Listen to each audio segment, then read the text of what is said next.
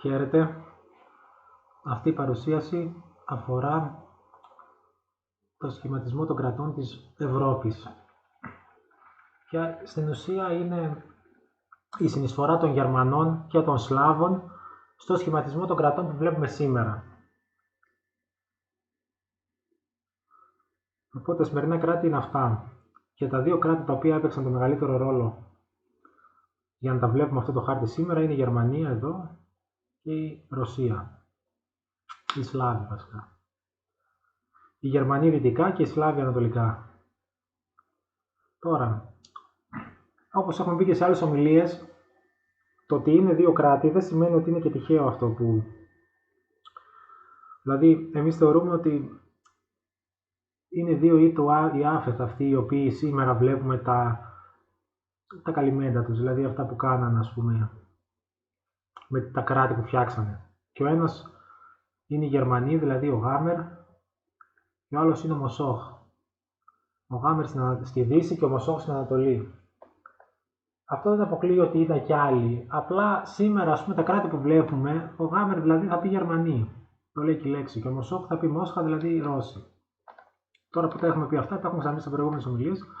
Από το βιβλίο του Σίγγελου, ενός μοναχού του που έζησε το 1800 περίπου, το 820 περίπου, Ρωμαίος, γράφει στο βιβλίο αυτό μέσα, το οποίο το έχει βρει από προηγούμενους ιστορικούς. Δηλαδή κάνει σαν να λέμε ιστορική έρευνα κάνει, όπως κάνουν σήμερα οι επιστήμονες, έτσι έκανε και αυτός εκείνη την εποχή. Και τα δύο έθνη που βλέπουμε σήμερα, τα οποία έπαιξαν τον μεγαλύτερο ρόλο για το σχηματισμό των κρατών της Ευρώπης σήμερα, είναι η Γερμανία, με εκείνο που είναι ο Γάμερ, ο οποίος είναι ο πρώτος ιός του Ιάφετ, και ο έκτος ιός του Ιάφετ, ο οποίος είναι ο Μοσόχ. Όπως είπαμε, Γάμερ θα πει Γερμανοί και Μοσόχ δηλαδή Ρώσοι, ας πούμε. Τώρα μόνο και μόνο ετυμολογικά, ας πούμε. Δηλαδή, και σε όλες τις γλώσσες, οι Γερμανοί λέγονται, ας πούμε, Germans. Μόνο οι Γερμανοί λένε τους εαυτούς τους Deutsch, που θα πει Θεός, ότι έχουμε θεϊκή καταγωγή. Αυτό και μόνο, ας πούμε, δηλώνει ότι έχει μια βάση ότι είναι από το Γάμερ. Γιατί η θεϊκή καταγωγή σημαίνει ότι εντάξει, όλοι από το Θεό προήλθαμε και ο Νόε είναι του Θεού και όλοι είμαστε του Θεού, αλλά το να το λες εσύ στην καταγωγή σου, εντάξει, εκτός ότι δηλώνει μια φιλοδοξία ότι είσαι κάποιος, δηλώνει όμως ότι σαν να θεωρείς τον εαυτό σου ότι απευθείας απόγονος κάποιου, ο οποίος είναι κοντά στο Θεό, π.χ. ο Γάμερ, ο οποίος ήταν ο πρώτος γιος του Ιάφετ. Και ο Μόσχα, Ρώσοι, ας πούμε. Δηλαδή, σήμερα δηλαδή και σε όλες τις γλώσσες, Μόσχα, Μοσκάου, όπως και να το πεις, αναφέρεσαι στους Ρώσους. Τώρα οι Γερμανοί, εντάξει, δεν τους λένε όλοι οι Γερμανοί. Οι Γάλλοι, οι Φράγκοι δηλαδή, επειδή θυμούνται την Ανατολική Φραγκιά, τους λένε Αλεμάνια, που είναι δηλαδή το άλλο κράτος, το άλλο βασίλειο, ας πούμε. Εντάξει, αυτά είναι λεπτομέρειες, αλλά ο πιο πολλής κόσμος, ας πούμε, τους λέει Γερμανούς, ας πούμε. Εκτός από τους εαυτούς τους, που τους λένε τους εαυτούς τους, όπως είπαμε, τους θεωρούν τους εαυτούς τους ως απόγονοι θεϊκή καταγωγή ότι έχουν, ας πούμε. Οπότε οι πρώτοι Γερμανοί που κάτσανε σε αυτή την περιοχή που βλέπουμε εκεί πέρα, οι Σλάβοι κάπου εδώ κάτσανε και οι Έλληνες, όπως έχουμε πει στην προηγούμενη ομιλία, δεν τα ξαναφέρομαι. Δεν είναι ενός ιού μόνο του Ιάφετ, είναι πολύ μαζί και μετά ήρθαν και Άραβες και ξέρω εγώ Πέρσες, αναμειχθήκαν, έγινε ένας χαμός εδώ πέρα στην περιοχή γιατί είναι σταυροδρόμοι, όπως έχουμε πει, εγώ και σήμερα έτσι είναι. Οπότε οι Έλληνες τι είναι, όπως έχουμε πει σε προηγούμενες ομιλίες, με μια κουβέντα είναι το υπόλοιπο, ό,τι περίσσεψε. Ό,τι δεν γίνανε Σλάβοι, Γερμανοί, Άραβες και ξέρω εγώ, γίνανε Έλληνες. Δηλαδή δεν γίνανε Έλληνες, συνεχίσαν να μιλάνε τη γλώσσα που μιλάγανε. Μετά τον κατακλυσμό οι άνθρωποι δηλαδή. Αυτό είναι με λίγα λόγια. Απλά επειδή η γλώσσα είναι κάτι ζωντανό, ελληνικά δεν μίλαγε, ας πούμε, ο Νόε, δεν μπορεί να πει ότι μίλαγε ελληνικά, αλλά μίλαγε μια γλώσσα κοντά στα ελληνικά, ας πούμε. Αυτό που λένε η Ινδοευρωπαϊκή γλώσσα, ας πούμε. Η Ινδοευρωπαϊκή γλώσσα δεν υπάρχει και το λένε και επιστήμονες ότι δεν υπάρχει. Αλλά εάν υπήρχε, κατά τη γνώμη μας, ας πούμε, θα ήταν κάτι κοντά στα ελληνικά, ας πούμε. Πρώτο ελληνικά μπορεί να τα πει. Και από πού φαίνεται αυτό, αφού τα ελληνικά είναι η καλύτερη γλώσσα του κόσμου. Δηλαδή, δεν τη φτιάξαμε εμείς τη βρήκαμε, όπως λέει και ο Ελίτης. Αλλά συγκρινέται με όλες τις άλλες γλώσσες, άμα συγκριθεί δηλαδή, δεν υπάρχει διαφορά. Η πρώτη, δηλαδή, πολύ καλύτερη είναι και το λένε για τους υπολογιστές καλύτερη και ξέρω εγώ. Και σε όλες τις επιστήμες αρχαίων βάζαν από το 1800 και μετά από το 1700 ελληνικούς όρους, στην ιατρική γεμάτο ελληνικούς όρους, είναι, ξέρω εγώ. Όλα αυτά σου κάνουν να πεις ότι τα ελληνικά δεν είναι κάτι, ας πούμε, και τα Ευαγγέλια είναι στα ελληνικά, δηλαδή δεν είναι τυχαία όλα αυτά. Απλά εντάξει, οι άνθρωποι για λόγους ας πούμε που δεν κάνουν το θεολογία διαλέξαν ας πούμε να έχουν άλλες γλώσσες. Εντάξει. Πάμε παρακάτω. Κατέρευσε το δυτικό ρωμαϊκό κράτος και φτιάχτηκε πτώση της Ρώμης και η πτώση της Ρώμης δημιούργησε ένα κενό. Το ότι έπεσε η Ρώμη δεν σημαίνει ότι απλά κατέρευσε, σημαίνει ότι και οι λαοί που ζούσαν στις χώρες της Δυτικής Ευρώπης μειώθηκε ο πληθυσμό του δηλαδή και υπήρχε φτώχεια και ανέχεια. Δηλαδή σε ποια κράτη? Στην Αγγλία που φύγανε οι Ρωμαίοι, στη Γαλλία που φύγανε, στην Ισπανία που φύγανε και ποιοι καλύψαν το κενό? Το καλύψαν οι Γερμανοί. Άρα η Δυτική Ευρώπη πρέπει να είναι ευγνώμενη στου Γερμανού. Είναι μια πραγματικότητα αυτή, όποιον αρέσει, α πούμε. Οι Σάξονες πήγανε στην Αγγλία, οι Φράγκοι πήγανε στη Γαλλία και φτιάξαν τη Φραγκιά που λέμε σήμερα, οι Λομβαρδοί πήγανε και αφομοιώθηκαν όμω στη Βόρεια Ιταλία και οι Βυσσιγότοι που φύγαν από εδώ από τη Θράκη πήγανε στην Ισπανία και αφομοιώθηκαν και αυτοί βέβαια από του Ρωμαίου εκεί που ήταν, του Ισπανού, του Κελτίβιες. Οι Σάξονες κατέφεραν και επικράτησαν, α πούμε, γιατί ήταν παρικμασμένοι οι Βρετανοί Κέλτες. Οι Φράγκοι επικράτησαν στους Ρωμαίους που ήταν εκεί, Γαλλορωμαίους, εύκολα. Οι Λομβαρδοί αφομοιώθηκαν από τους Ρωμαίους, τους Ιταλούς δηλαδή που λέμε σήμερα. Οπότε, η ζυμός στη Δυτική Ευρώπη σχημάτισαν τα σημερινά κράτη που βλέπουμε από το 500 μετά Χριστόν έως το 1000. Περίπου εκεί τότε γίνανε αυτά. Δηλαδή από το 1000 και ύστερα, ό,τι κράτη βλέπαμε από το 1000, βλέπουμε και σήμερα στη Δυτική Ευρώπη. Οπότε, πέρα να δούμε τις γερμανικές επιρροές.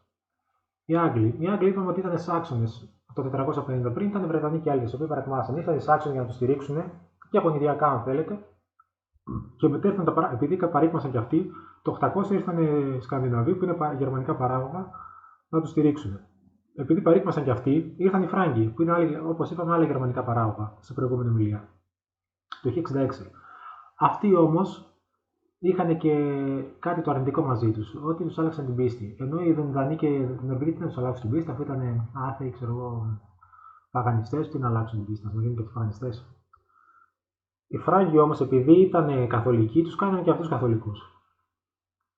Οπότε, σήμερα τι βλέπουμε? Είναι Αγγλοσάξονες κυρίως, οι Άγγλοι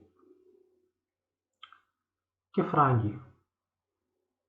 Αυτοί είναι. Σήμερα οι Άγγλοι, όταν λέμε Άγγλους, τι εννοούμε? Εννοούμε Σάξονες και Φράγκους. Τώρα οι υπόλοιποι είναι Κέλτες, οι Ουαλοί, οι Σκότοι και οι Ιρλανδοί. Μπορεί να του πει απόγονοι των Κελτών, οι Σκότοι είναι και αρχαίοι πίκτες, ίσως, υπολείμματα. Κυρίως όμως μπορεί να του πει Κέλτες. Η κύρια κελτική χώρα βέβαια είναι η Ιρλανδία. Έτσι. Μετά πήγανε στην Αμερική και φτιάξανε Boston Celtics, οι Κέλτες της Βοστόνης, οι οποίοι ήταν Ιρλανδοί αυτοί. Δηλαδή, θυμούνται οι άνθρωποι ότι είναι. Οι Celtic, α πούμε, που είναι στη Σκωτία η ομάδα, θυμούνται ότι έχουν κάποια κελτική καταγωγή, α πούμε. Τώρα η Γαλλία ή η Φραγκία. Οι Φράγκοι, όπως είπαμε στην προηγούμενη μιλία, δημιούργησαν το Φραγκικό Βασίλειο. Οπότε, αυτοί που κυβέρνησαν αυτή τη χώρα ήταν οι Φράγκοι και υπέταξαν τους Γαλλορωμαίους, όπως έχει πει ο πατήρ Ιωάννης Ορμανίδης, τα έχουμε πει αυτά στην ομιλία με τους Φράγκους. Δεν τα έχουμε εδώ πολλά. Όταν έγινε η Γαλλική Επανάσταση, στην ουσία ήταν μια ταξική επανάσταση, δηλαδή οι βασιλείς, οι Φράγκοι, οι οποίοι ήταν οι Φράγκοι, καταπίεζαν τους Γαλλορωμαίους, που οι Γαλλορωμαίοι ήταν οι ντόπιοι πληθυσμοί, που ήταν εκεί, δηλαδή οι αρχαίοι Έλληνες που ζούσαν στη Μασσαλία, κυρίως στην Νότια Γαλλία ήταν οι Γαλλορωμαίοι. Οι Ρωμαίοι που ζούσαν εκεί την εποχή, οι Κέλτες, οι υπολείμματα Κελτών δηλαδή, και όλοι αυτοί επαναστάτησαν κατά των Φράγκων βασιλέων. Δεν τα έχουμε πει σε προηγούμενη ομιλία αυτά. Οπότε, όταν λέμε Γαλλία σήμερα, στην ουσία είναι οι Φράγκοι. Τώρα, εμείς τους λέμε ως Έλληνες μόνο Γάλλους, μόνο εμείς τους λέμε Γάλλους. Εντάξει, θα πρέπει να τους λέμε Φράγκους γιατί Φράγκοι είναι στην πραγματικότητα, αλλά εν πάση περιπτώσει. Μας έχει μείνει το παλιό, α πούμε, γιατί και εμείς ήμασταν Ρωμαίοι, οπότε βλέπουμε τους άλλους όπως τους θυμόμαστε, α πούμε, ενώ αυτοί έχουν αλλάξει. Τώρα στην Ιταλία πήγαν Λομβαρδία, αλλά αυτοί αφομοιώθηκαν εύκολα. Ήταν και βάρβαροι, δεν είχαν δυσκολίες να αφομοιωθούν. Ήταν και πολύ ο πληθυσμό στην Βόρεια Ιταλία, οπότε δεν είχε τα συμπτώματα που είχε η Αγγλία, ξέρω εγώ, που είχε ερημώσει η περιοχή. Οπότε αναγκαστικά δεν υπάρχει άνθρωπο, τότε πα και λε εσύ, άρα είμαι Σάξονος, άρα είναι Σάξονος εδώ πέρα κτλ. Η Λομβαρδία έχει μείνει σήμερα σαν όνομα, δηλαδή ο νομός του Μιλάνου λέγεται Λομβαρδία. Μόνο σαν όνομα έχει μείνει. Το γλώσσα κτλ. Ιταλικά είναι. Τα Ιταλικά δεν έχουν σχέση με τα Γερμανικά. Είναι μια εξέλιξη των Ρωμαϊκά που μιλάνε τα Λατινικά, ας πούμε, δεν είναι Γερμανικά. Το ίδιο είναι και στην Ισπανία. Πήγαν οι Βυσιγότοι, όπως λέμε στην ιστορία, το 700 μετά Χριστόν ζούσαν εκεί οι Βυσιγότοι, βασιλείς κτλ. Οι οποίοι ήταν αιρετικοί, γίνανε κάποιοι Ορθόδοξοι, μετά ξαναγίνανε αιρετικοί, τέλος πάντων, δεν έχει σημασία. Μετά ήρθαν οι Άραβες για 700 χρόνια, από το 700 έως το 1400. Αλλά πάλι οι Βυσιγότοι που ήταν γερμανικό φύλλο αφομοιώθηκαν ας πούμε, από τους γηγενείς ντόπιους πληθυσμούς, οι οποίοι ήταν οι Κελτίβηρες, οι λεγόμενοι, οι αρχαίοι Κελτίβηρες, και κάποιοι Εβραίοι που πήγαν μετά, και όλοι αυτοί κάνουν σήμερα τους Ισπανούς που λέμε. Οι Γερμανοί δηλαδή δεν πήγαν, δεν τα τα ονόματά τους. Βέβαια, υπάρχουν οι γερμανικές επιρροές στα σημερινά ονόματα, γιατί έχουν ας πούμε, οι Ισπανοί κάτι Φερνάντες και κάτι. Και κάτι τέτοια, δηλαδή αυτά τα επίθετα είναι γερμανικά ας πούμε. Αλλά φατσικά δεν μοιάζουν με Γερμανούς. Τώρα, οι κάποιοι μικρές χώρες όπως Ολλανδία, Βέλγιο, Ελβετία, ας πούμε, αυτά είναι φραγικά παράγωγα, ας πούμε. Γενικά αυτά τα τρία κράτη, ας πούμε, συγκεκριμένα, και το Λουξεμβούργο και το Σαν Μαρίνο, ε, ο Άγιος, όχι το Σαν Μαρίνο, το Λιχτενστάιν, αυτά ήταν και η Βόρεια Ιταλία, αυτά τα 5-6 κράτη ήταν το μεσαίο Φραγκικό Βασίλειο. Όταν πέθανε ο Καρλομάγνος, άφησε το βασίλειο του στους τρεις γιους του. Την Ανατολική Φραγκιά που λέμε σήμερα Γερμανία, τη Δυτική Φραγκιά που λέμε σήμερα Γαλλία, και το μεσαίο βασίλειο το άφησε σε ένα γιο του. Το οποίο το μεσαίο βασίλειο κατέρευσε γρήγορα και αφομοιώθηκε από τους Γερμανούς που ήταν ανατολικά και τους Φράγκους που ήταν δυτικά. Στην πορεία δημιουργήθηκαν κάποια κρατήδια εκεί πέρα, τα οποία μέχρι σήμερα υπάρχουν, ας πούμε. Δηλαδή, από το 1600 και μετά φτιάχτηκε η Ολλανδία, το 1800 φτιάχτηκε η Ελβετία με τα Τοποδίστρια και το Βέλγιο κάπου εκεί το 1600 φτιάχτηκε. Μετά το μάχη που κατασκοτώθηκαν εκεί με καθολικοί με προτεστάντες. Αυτά είναι ιστορικά. Εμείς δεν μας ενδιαφέρει η ιστορία τόσο πολύ. Μας ενδιαφέρει να δούμε πώς η ιστορία αυτή έχει αντίκτυπο στο σήμερα και πώς σκέφτονται τα κράτη σήμερα που έχει αντίκτυπο, που έχει σχέση δηλαδή με το παρελθόν τους, με το background τους, ας πούμε. Οπότε για την Ανατολική Ευρώπη, λίγα λόγια, ότι η Τσεχία, Πολωνία, Σλοβακία, Εστονία, Λιτωνία είναι γερμανοποιημένοι Σλάβοι, με λίγα λόγια. Η Εστονία και η Λιτωνία έχουν και ντόπιους πληθυσμούς εκεί, παγανιστές δηλαδή. Π.Χ. ζούσαν εκεί παγανιστές και τα ξέρω εγώ, ντόπιοι Σλάβοι, οι οποίοι βέβαια πήραν Γερμανία και του κάναν ανθρώπους. Πιτεύτονες το 1100. Αλλά στα υπόλοιπα κράτη τώρα, Τσεχία, Πολωνία και Σλοβακία είχαν έντονες γερμανικές επιρροές κτλ. Γότοι και ξέρω εγώ. Ρώσοι, Λευκορώσοι, Ουκρανοί και Λιθουανοί κυρίως καθαροί Σλάβοι. Τώρα μέσα στι άκρε είναι αυτά, εντάξει. Βούλγαροι, Ούγγροι, Φιλανδοί είναι οι καθαροί Σλάβοι, αλλά διαφορετική φυλή από του Ρώσους. Οι Ρουμάνοι είναι αρχαίοι Θράκες, ας πούμε. Οι Σέρβοι είναι ρωμανοποιημένοι Σλάβοι.